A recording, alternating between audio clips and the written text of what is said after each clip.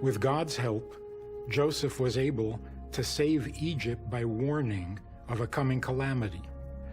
7 years of plenty would be followed by 7 years of terrible famine. Pharaoh is so impressed that he puts Joseph in charge of preparing for the famine and makes him second in command over the entire country. He managed to achieve this by foretelling or explaining the dreams of Pharaoh about cattle coming out of the waters of the Nile. As first of all 7 fat cows, and then 7 lean cows come out and devour the fat cows. It's an extraordinary story, but the clue here is that these cows are coming out of the Nile. It's the Nile itself which is the cause of both the plenty and the famine. Is there any indication of famines in Egypt? That's what I'm interested in. Of course there is, in many different periods. But there's one key period when we get this massive famine, which lasts about 7 to 10 years.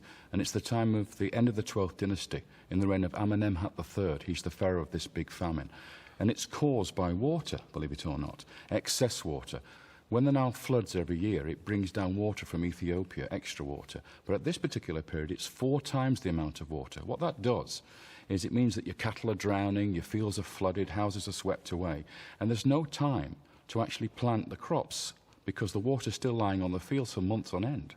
So you end up in a situation where you can't plant your crops, and therefore you can't harvest the crops 3 months later, and that results in famine. According to the biblical text, though, it said this famine had spread all the way to the land of the Bible, to where Jacob was, and where Joseph's family was. That's why Jacob sent his sons to Egypt to get grain. But famine in one area may be caused by something different to another area. In Egypt, it might have been excess water. In the north, in the area we call the Holy Land, it might have been too much sun, too much dryness, desiccation. So in one area, you may be getting a cause of famine, which is excess water flooding the fields, preventing harvests. And in the other area, it may be the fact there's no food because the sun has killed all the plants. According to the text, though, it states that Joseph made preparations. Yeah. Do you find anything similar to that in Egypt? You do, because of course there's 7 years of plenty which come before the 7 years of famine. And what we see in Egypt by way of preparation is the building of grain stores.